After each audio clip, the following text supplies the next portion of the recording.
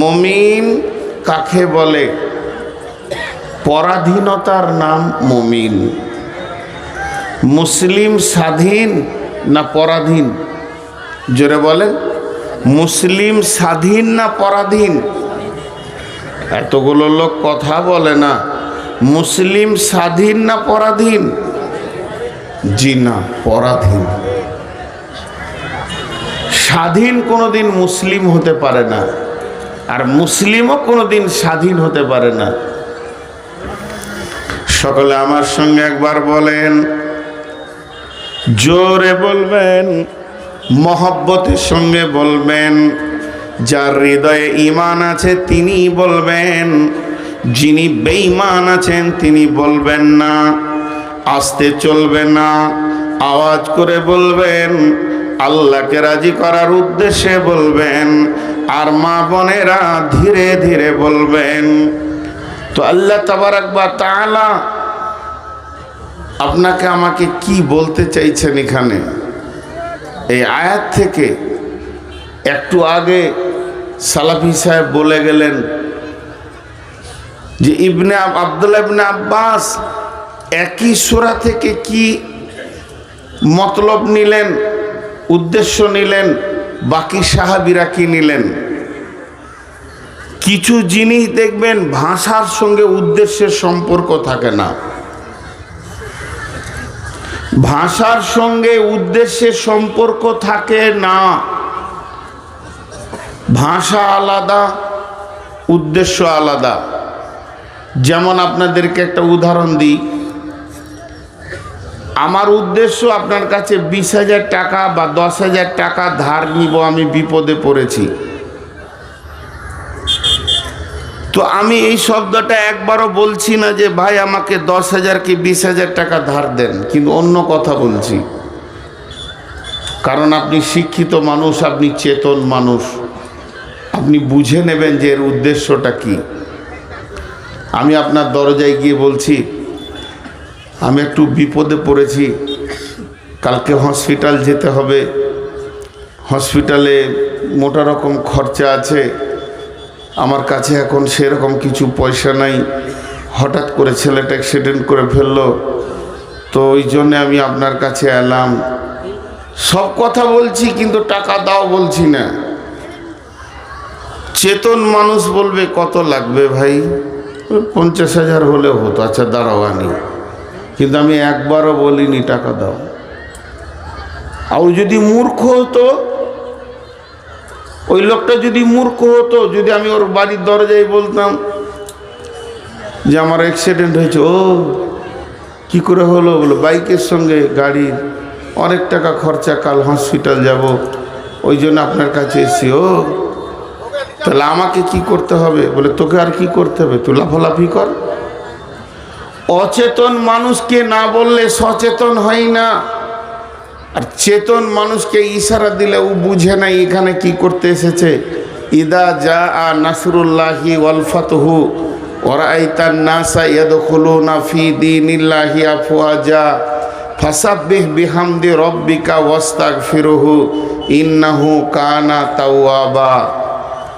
তর্জমা হচ্ছে, আল্লাহ বলছেন হে নবী তুমি দেখবে যখন মক্কা ফতেহ হয়ে যাবে তখন দল দল লোক ইসলামে ঢুকবে। তারপরে সেই অবস্থায় তুমি কি করবে? তুমি এক কাজ করবে, আল্লাহর প্রশংসা করবে, আল্লাহর গুণগান করবে, আল্লাহর কাছে তওবা চাইবে। আল্লাহ নিশ্চয়ই তওবা কবুল করনেওয়ালা। আল্লাহ সব সাহাবীরা বলছে তাহলে এটা ঘটবে। কারণ আল্লাহ যখন বলেছেন তোমরা দেখতে পাবে বিজয়ী হবে, বিজয়ী হওয়ার পর মক্কা বিজয়ী হবে, লোক দল দল মুসলিম হবে। সাহাবীরা বলছে হ্যাঁ তাহলে আমাদের দল বাড়বে। এই বলতে বলতে বলতে বলতে শেষকালে তোমরা তওবা করবে, ইস্তেগফার করবে, আল্লাহর বরত্ব বয়ান করবে, তো খুশি হব, তা করব না। এদের মাথায় ঢুকেছে। কিন্তু আব্দুল্লাহ ইবনে আব্বাস রাদিয়াল্লাহু তাআলা আনহুকে জিজ্ঞেস করা হচ্ছে, হযরত উমর বলছে যে তুমি কি বুঝলে এটা থেকে? উনি বলছেন আমি বুঝলাম রাসূলুল্লাহ সাল্লাল্লাহু আলাইহি ওয়াসাল্লাম মারা যাবেন। লেখা আছে কোনো জায়গায় রাসূল মারা যাবেন? লেখা আছে কোথাও রাসূল মারা যাবেন? কিন্তু ও বলছে যে আমি বুঝলাম এবার রাসূলুল্লাহ সাল্লামের বিদায়ের পালা পড়েছে, কারণ রসুল এসছেন দুনিয়াতে দিনকে প্রতিষ্ঠিত করতে। প্রতিষ্ঠিত যখন হয়ে যাবে তোমার ডিউটি শেষ হয়ে যাবে, চলে যাবে। আপনাকে হাই স্কুলের মাস্টার বলছে ভাই সামনে বছর আমার 63 বছর হয়ে যাচ্ছে, তার মানে কি আর আমি স্কুলের ডিউটিতে আসবো না? ওটাও বলেনি। তো সচেতন মানুষ বুঝে নিবে। ছোট্ট করে আর 1 মিনিট একটা কথা বলে আমি আয়াতের দিকে চলে যাব। একটা হলো দিন, একটা হলো দুনিয়া। একটা হলো দিন, একটা হলো দুনিয়া। একটা হলো দিন, একটা হলো দুনিয়া। আপনারা লয়, আমিও আপনাদের দলের। তো আমাদের ভিতরে দুনিয়ার সচেতনতা খুব আছে, একটা ফেল পড়বে না, কিন্তু দিনের ব্যাপারে খ্যাপা সেজেছে, ভাল খ্যাপা সেজেছে ইচ্ছা করে। দুনিয়ার সচেতনতা দেখবেন এইটুকুন ছেলে, বেশি বয়স নয়, 5 বছর, 5 বছরের ছেলে, ওর বাড়ির দরজায় যান, দরজায় ধাক্কা দেন, বের হয়ে এসে বলবে আসসালামু আলাইকুম, চাচা কিছু বলছিলেন? তোর বাপ আছে রে বেটা? ছিল, এখনই হেমতাবাদ গেল, কখন আসবে তো জানি না, তো কিছু বলছিলেন? বলে হ্যাঁ বলছিলাম, তোর বাপের কাছে 500 টাকা পায়। ও আব্বা আসুক, দিয়ে দেবে, আব্বা আসুক। কত সুন্দর বললে, আব্বা আসুক তবেই তুই পাবি। বলবে না যে মাকে জিজ্ঞেস করি ঘরে 500 টাকা আছে নাকি, দিয়ে দিই। কিন্তু ওকে যদি বলতো তোর বাপ আমার কাছে টাকা পাবে, 500 দিতে এসেছিলাম, ও বলবে আব্বা আসুক, দেন। এদিকে হুঁশ ঠিক আছে, দেন। ও বলবে না যে আব্বা আসুক, দিয়ে দেবেন, যান। এদিকে হুঁশ খুব ভালো আছে। দুনিয়ার ব্যাপারে কেউ বোকা নাই। কখন বর্ষা লাগবে, বিচন কবে ফেলতে হবে, কখন পুল দিতে হবে, কখন ধান কাটতে হবে, কখন ঝাড়তে হবে, ওটা জানে। খালি বিয়ে পড়িয়ে দিলে শ্বশুর বাড়ি কিবার যেতে হয় ও জানে। ওকে বলতে হবে না কিরে বিয়ে করলি তো শ্বশুর ঘর যা, ঠিক না কি? বলে হ্যাঁ যা। গায়ের ইমাম সাহেবকে নিয়ে আসবো নাকি তোকে শ্বশুর বাড়ি যাওয়ার কথাগুলো বলবে? সেটা বলতে হবে না। খালি বিয়ে পড়িয়ে ছেড়িয়ে দেন, তারপরে দেখেন ও কেমন মানে প্রোডাক্ট দিবে, কেমন দেখবেন। কখন শ্বশুর ঘর যেতে হবে আর কখন আপনার কোলে নাতি পোতা চাপাতে হবে ওই জেনে লেছে। এদিকে হুঁশ আছে, কিন্তু দিনের ব্যাপারে আজান দিয়েও ডেকে পাওয়া যেছে না। এই দিকটা আবার খুব কমজোর হয়ে গেছে। জি ভাই, আর একটা ছোট্ট উদাহরণ দিব আপনাদের সামনে। আপনাদের দিকে বিয়েতে কার্ড দেয়, বিয়ে করে তো কার্ড দেয় আপনাকে। কোনো কার্ডের নিচে লেখা থাকে যে টাকা পয়সা গিফট উপহার নিয়ে আসবে? লেখা থাকে না? বিয়েওয়ালারা জালসা করে যে টাকা দেন, টাকা দেন, বরকে টাকা দেন, মেয়েকে টাকা দেন। তখন লয় কার্ড পেলেছে বিয়ের চাস্তো শালির বিয়ে হবে। সন্ধ্যার সময় বিবির সঙ্গে ভাত খেতে খেতে বলছে হ্যাঁ রে, বিয়ে তো ধরার 10 দিনের পরই বিয়ে, দাওয়াত তো দিয়ে গেল চাচা শ্বশুর, ওই শ্বশুরই হলো তোর চাচা হলো, তো কি করব, কি নিয়ে যাবো রে? ওর মাথায় হুঁশ হয়ে গেছে। তোর বিবিটা বলছে কি আর করবে, একটা চুড়িদারের সেট নিয়ে দিয়ে দিও, একটা কাপড়ের সেট। আর ওকে কি দিবে তুমি? হ্যাঁ, ওকে আর কি দিবে? চাচা তো বোন হলো, একটা চুড়িদারের কাপড়ের সেট কিনে দিয়ে দিও। হ্যাঁ বললে হবে, আমি দোলা ভাই হচ্ছি, মালটা একটু বড় দিতে হবে। এদিকে সালার হুঁসকু। আর যখন মাদ্রাসাওয়ালার ইস্তাহার পৌঁছাইছে ওর কাছে, জালসার খবর পৌঁছেছে, তখন বলছে 4টা মৌলবি লাগিয়ে আমাকে গরম করতে হবে, 20 টাকা দিব। এদিকে হুঁশ কম। সচেতনতা একদিকে আছে আর একদিকে নাই। আল্লাহ বলছে হুঁশ ছাড়িয়ে দেবো যেদিন আজরাইলকে পাঠাবো, আজকে তোর ছাড়বে না। রব্বুল আলামিন কি বলছেন? বিসমিল্লাহির রহমানির রহিম। ইন্নাল্লাহা আশতারা মিনাল মুমিনিনা আনফুসাহুম ওয়া আমওয়ালাহুম বিআন্না লাহুমুল জান্নাহ ইউকাতিলুনা ফি সাবিলিল্লাহি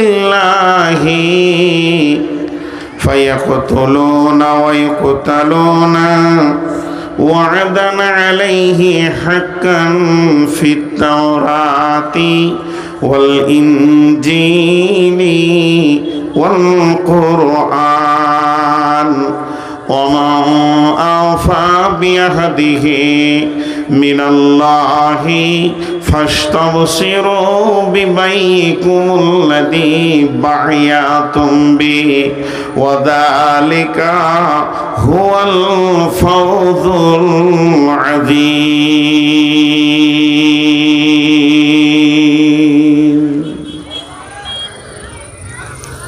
এক মিনিট একটা উদাহরণ দিয়ে তর্জমা করব। এই জায়গাটার নাম হলো কাচন। আমার বাড়ি বর্ধমান, এটা দিনাজপুর জেলা। আমি নিয়ত করেছি এই কাচনের মাঠে একটা ম্যানুফ্যাকচার কিছু ইন্ডাস্ট্রিজ এরিয়া তৈরি করব, যেখানে কিছু মাল উৎপাদন হবে, এলাকায় ব্যবসা করব। কোনো একটা ছেলে বলল যে হুজুর আপনার বিজনেসে আমাকে শেয়ার পার্টনার নেন, আপনি অর্ধেক টাকা দেন আমি অর্ধেক টাকা দিই, যে শেয়ারে বিজনেসটা করি। আমি বললাম ঠিক আছে। এরপর কাচন মাদ্রাসায় আমি 5 বার জালসা করে গেছি। এখানকার সেক্রেটারি, ক্যাশিয়ার, সভাপতি আমাকে চেনেন। আমি এদেরকে গোপনে দেখা করছি। নামাজ পড়লাম, মাগরিবের দিয়ে বললাম ডাকো ওদেরকে। কি ব্যাপার হুজুর, কিছু বলছিলেন? বলে এই গ্রামের একটা ছেলে নাসির উদ্দিন বলে আমার সঙ্গে শেয়ারে ঢুকতে চাইছে, ওরাও 2টো রেজাল্ট দিবে। ছেলেটা ভালো, বেঈমান লয়, ইমানদার, আপনার 4 আনা পয়সা মেরে খাবে না, জান চলে গেল। শেয়ারে নিয়ে নিলাম। যদি এরা বলে সুবহানাল্লাহ, পাক্কা চিটার, যেটি টাকা আপনি লাগাবেন ওটা আর উদ্ধার হবে না, আমি ওকে নিলাম না। স্বয়ং আল্লাহ রব্বুল আলামিন আপনার সঙ্গে আমার সঙ্গে চুক্তিতে আবদ্ধ হতে চাইছেন। হে পৃথিবীর মানবকুল, আমি রব তোমাদের সঙ্গে চুক্তিতে বসব। আমি আপোস করতে চাইছি, তুমি আমি তুমি, বান্দা আল্লাহ আল্লাহ বান্দা, দুজনে বিজনেসে নামব। এখন তোমার সঙ্গে আমার বিজনেসের শেয়ার পার্টনার চলবে। তবে আমি রব কোনো দিন কোনো ওয়াদা খিলাফ করিনি, ধোঁকা দিইনি। তিনি আল্লাহ, তিনি সুবহান, তিনি পাক। তিনার ব্যাপারে কোনো রকম ত্রুটি লাগানো যাবে না, চিন্তা করা যাবে না। তিনি এবার আমাকে বলছেন, হে বিশ্ববাসী রে, তোদের মানুষের ভিতরে অনেক গ্রুপ হয়ে গেছে। একটা গ্রুপ আছে ইমানদার, একটা গ্রুপ আছে বেঈমান। কেউ হয়েছে মুশরিক, কেউ হয়েছে কাফের, কেউ হয়েছে মুনাফিক, কেউ হয়েছে জালিম, কেউ হয়ে গেছে ফাসিক। এগুলো হলো বেঈমানের গ্রুপের লোক। আর যেগুলো ইমানদার, এদের গ্রুপে রয়েছে মুমিন মুত্তাকি, এদের গ্রুপে রয়েছে আপনার কিনা শহীদ, সলেহিন, সবেরিন, সাদিকিন।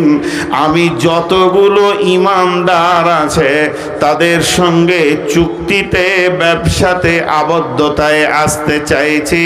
তুমি কি আমার সঙ্গে তোমরা ব্যবসা করতে চাও?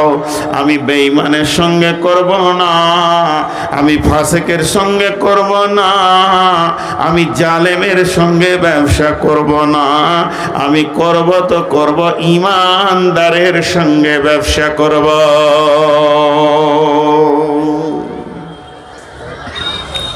মুমিনের সঙ্গে ব্যবসা করব।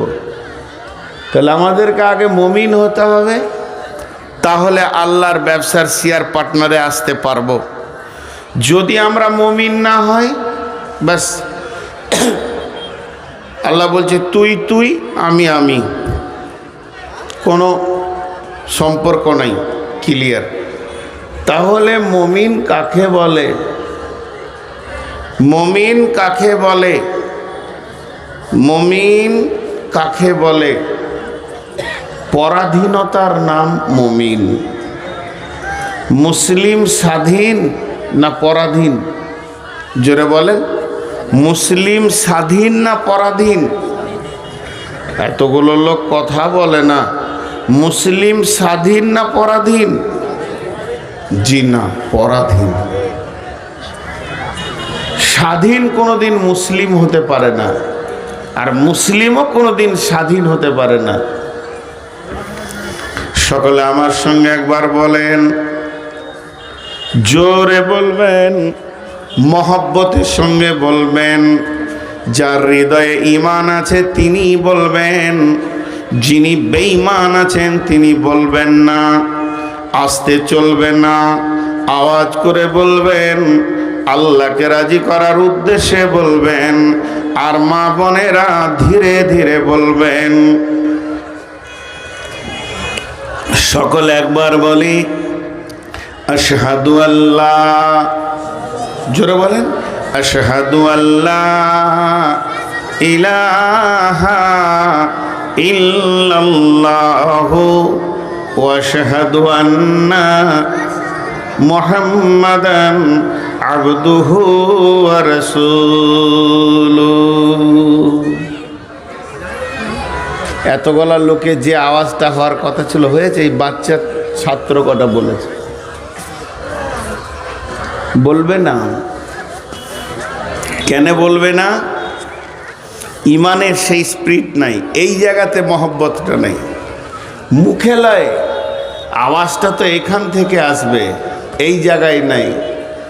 যদি এটা পার্টির মিছিল হতো, তৃণমূল কংগ্রেস জিরো ও জিরো ও, বিনা মাইকে চিল্লানি দেখবেন যে ভাইয়া আমার রব তাকিয়ে আছে এই দিকে। এই কটা তো মুখই খুললে না, এ কটা তো মুখই খুললে না। কি কষ্ট! আমি মানুষ হয়ে যদি এত কষ্ট হয়, যে আল্লাহর নামে পড়তে বলছি সেই আল্লাহ কত কষ্ট পেলেন আপনি বলেন। সবাই একবার বলি, জোরে বলি, আশহাদু আল্লাহ ইলাহা ইল্লাল্লাহু ওয়া আশহাদু আন্না মুহাম্মাদান আবদুহু ওয়া রাসূলুহু। যে লোকগুলো কালেমা পড়ে নিলেন, সমস্ত লোকগুলি বিক্রি হয়ে গেল। সে নিজের বডিটা, নিজের জানটা, নিজের মালটা সে বিক্রি করে দিল কার হাতে? স্বয়ং আল্লাহর হাতে বিক্রি হয়ে গেল। সে না নিঃশ্বাস যতগুলো নেবে আর যতদিন পৃথিবীতে বেঁচে থাকবে, আর সে স্বাধীন থাকবে না।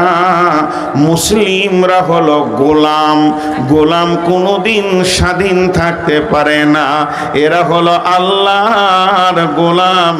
আল্লাহ যেটা বলেছে তার উপরে চলতে হবে, আল্লাহ যেটা মানা করেছে সেই জায়গায় এরা যেতে পারবে না।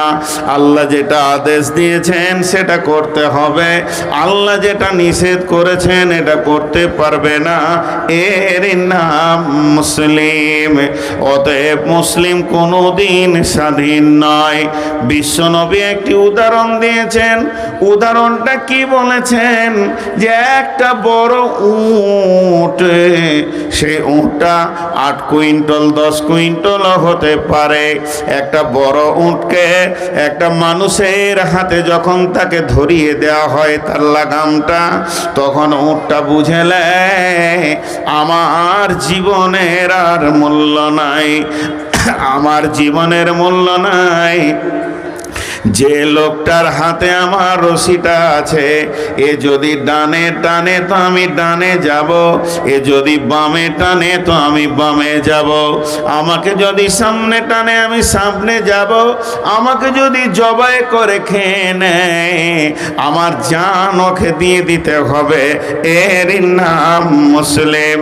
আল্লাহ তাবারাক ওয়া তাআলা বলছেন, ইন্নাল্লাহা আশতারা নিশ্চয়ই আল্লাহ কিনে নিয়েছেন মিনাল মুমিনিনা মুমিনের কাছ থেকে মিনাল মুমিনিনা আমওয়ালিহিম ওয়া আনফুসিহিম বিআন্না লাহুমুল জান্নাহ তার জানকে তার মালকে জান্নাতের বিনিময়ে।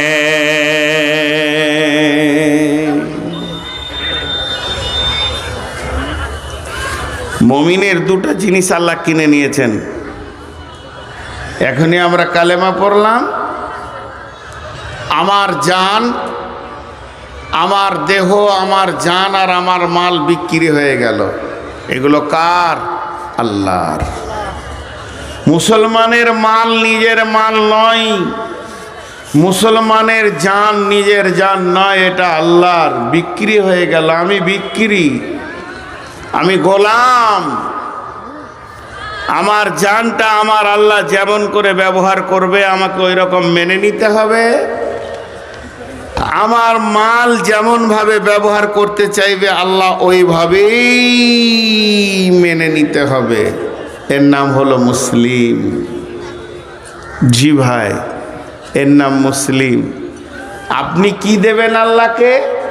আমি কি দিব আল্লাহকে? জান মাল। আর আল্লাহ তার বিনিময়ে আমাকে কি দেবেন? আমাকে দেবেন জান্নাত। জান্নাতের সঙ্গে বিনিময় হলো।